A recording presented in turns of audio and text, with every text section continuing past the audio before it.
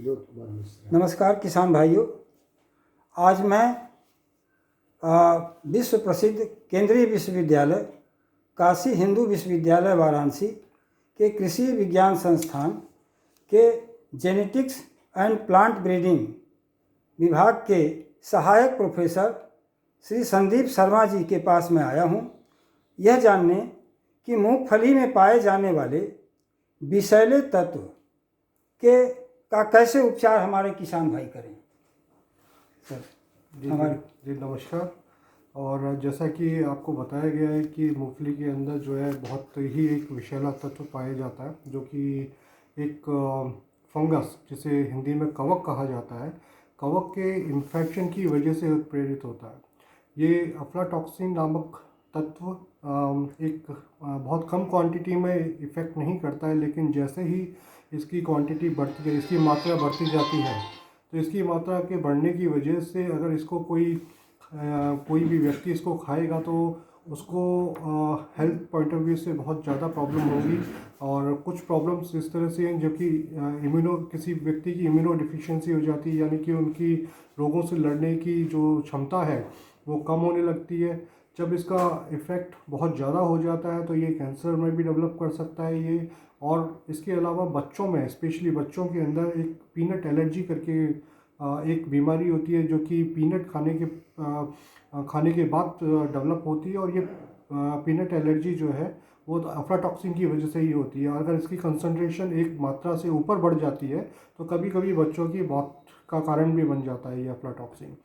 तो अफ्लाटॉक्सिन की समस्या सिर्फ हेल्थ पॉइंट ऑफ व्यू से भी नहीं है, एग्रीकल्चर में भी बहुत बड़ी समस्या है। और अगर प्रॉब्लम ये है कि जो इसका फंगस है ये मृदा के अंदर पूरी तरह से फैला हुआ रहता है। और प्री हार्वेस्टिंग स्टेज जिसे कि हम लोग कहते हैं कि जब पौधा बढ़ने लगता है, उसके बाद भी इवन पोस्ट हार्वेस्टिंग जब उसकी मूंगफली बन जाती हैं, स्टोरेज करते हैं हम लोग, ट्रांसपोर्टेशन करती हैं, इन सब क्रियाओं के अंदर इस फंगस के इन्फेक्शन का खतरा बना हुआ रहता है। और इसके वजह से पूरी की पूरी जो क्रॉप है उसका उत्पादन कम हो जाता है। तो ये सारे पॉइंट्स बताते हैं कि अफ्लाटॉक्सिन की समस्या इतनी ज़्यादा है कि इसके उपचार के लिए बहुत सारी कंपनीज़ ने, गवर्नमेंट ने रिसर्च किया हुआ है। बहुत सारे जो उपचार हैं वो बेसिकली केमिकल बेस्ड हैं। और जैसा कि हम लोग जानते हैं कि हम लोग फंजीसाइड्स डाल सकते हैं, हम लोग दूसरे केमिकल यूज़ कर सकते हैं, लेकिन केमिकल्स का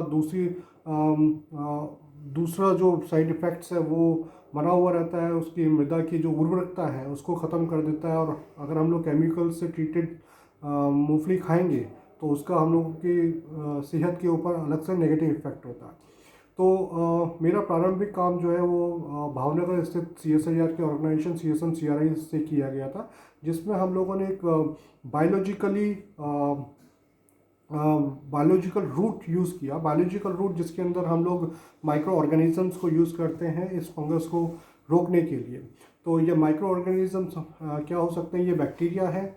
और ये हम लोगों ने एक हेलो टॉलरेंट बैक्टीरिया जिसे कहा जाता है, जिसे हम लोगों ने उन प्लांट से निकाला जो कि बहुत ही हाई कंसंट्रेशन सॉल्ट एनवायरनमेंट में रह सकते हैं। सॉल्ट का मतलब है जिसमें लवणीय मृदा जिसकी बहुत ज़्यादा रहती है, 1 मोलर 2 मोलर तक लवणीय मृदा रहती है, जिसके अंदर जितने भी एग्रीकल्चर प्रोडक्शन है उसका मतलब उनका ग्रो होना ऑलमोस्ट इम्पॉसिबल होता है। उनमें ये पौधे रहते हैं जिनको हम लोग हेलोफाइट्स प्लांट कहते हैं। हेलोफाइट्स प्लांट्स की रूट से हम लोगों ने इन बैक्टीरिया को निकाला, और निकालने के बाद में हम लोगों ने दिखाया कि इसके ट्रीटमेंट के बाद में पौधों की जो है वो ग्रोथ बढ़ जाती है। उसके बाद में हम लोगों ने और इसके ऊपर रिसर्च करके जो पौधों पे अगर हम लोग इसका ट्रीटमेंट करते हैं, एक बैक्टीरिया है जिसे हम लोग क्लैप्सियला ग्रुप में माना जाता है, इसको हम लोगों ने कंफर्म किया एडवांस टेक्नोलॉजी के थ्रू। और इसको करने के बाद में, इसको ट्रीटमेंट के बाद में हमें हमारे जो रिज़ल्ट्स हैं वो काफ़ी एनकरेजिंग थे, जिसके अंदर हमें प्लांट की ग्रोथ भी बढ़ी हुई दिखाई दी। और सीड ट्रीटमेंट का जब बैक्टीरिया को किया जाता है, बैक्टीरिया का ट्रीटमेंट सीड के साथ में हम लोगों ने किया, तो हमें 90 से 95% जो फंगस का इन्फेक्शन था वो ख़त्म हो गया था। इसके अलावा हम लोगों ने फंगस के इन्फेक्शन के फंगस का इन्फेक्शन सीधे टॉक्सिन के से कोरिलेशन में रहता है, तो अगर हम लोग फंगस का इन्फेक्शन कम करते हैं तो अफ्लाटॉक्सिन भी कम होता है। तो उसको भी हम लोगों ने कंफर्म किया कि अफ्लाटॉक्सिन की मात्रा जो है 90 से 95% कम हो गई ये बैक्टीरिया के ट्रीटमेंट के बाद में। इसके बाद में हम लोगों ने बैक्टीरिया और फंगस और ये पीनट के सीड्स के ट्रीटमेंट से हम लोगों ने कुछ मेटाबोलाइट्स निकाले। मेटाबोलाइट्स जो कि पौधे उत्पन्न करते हैं अपने उसको रेजिस्टेंस को डेवलप करने के लिए। अगर कोई प्लांट इन्फेक्शन होता है जिसमें फंगस का, तो प्लांट अपने अवरोध के लिए कुछ मेटाबोलाइट्स डेवलप करते हैं, और वो development of these metabolites actually आपको फंगस से लड़ने में सहायता करते हैं। तो हम लोगों ने एक मेटाबोलाइट प्रोफाइलिंग एक प्रक्रिया है जिसको यूज़ करके एक मेटाबोलाइट ऐसा निकाला है जिसे हम लोग पाइपकोलिक एसिड कहते हैं। हम लोगों ने दिखाया है कि ये पाइपकोलिक एसिड का ट्रीटमेंट करने से जो फंगस का इन्फेक्शन है, एस्परजिलस फ्लेवर्स का फंगस है का इन्फेक्शन, वो कम से कम 55% कम हुआ। और इसी के साथ में हम लोगों ने ये भी दिखाया कि जो अफ्लाटॉक्सिन का कंसंट्रेशन है पाइपकोलिक एसिड के ट्रीटमेंट के बाद में बहुत ही सिग्निफिकेंटली कम हुआ है, और 50 से 55% तक उसमें भी कमी पाई गई है। तो हम लोगों का प्रस्ताव ये है कि बैक्टीरिया का ट्रीटमेंट को हम लोग डायरेक्टली यूज़ कर सकते हैं एस्परजिलस फ्लेवर्स के इन्फेक्शन और डायरेक्टली अफ्लाटॉक्सिन के रोग को कम करने के लिए। उसी के साथ में हम लोग पाइपकोलिक एसिड जो कि एक मेटाबोलाइट है उसको उसके फॉर्मुलेशन को अगर बना करके पौधों में छिड़काव करें, या फिर पीनट के जो है वो स्टोरेज के टाइम पे उसको छिड़काव किया जाए, तो ये अफ्लाटॉक्सिन की जो समस्या है उसको काफ़ी हद तक कंट्रोल किया जा सकता है।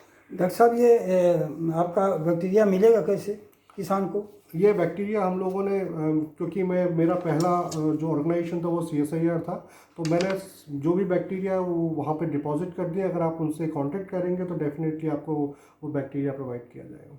और साथ में हम लोग उसके फॉर्मुलेशन की भी ट्राई कर रहे हैं। अगर फॉर्मुलेशन बहुत अच्छे तरीके से हुआ तो उससे क्या होगा कि कल्टिवेशन कॉस्ट कम हो जाएगी, तो चीज़ें मुझे लगता है कि किसान भाइयों के लिए जो है सस्ती मिले।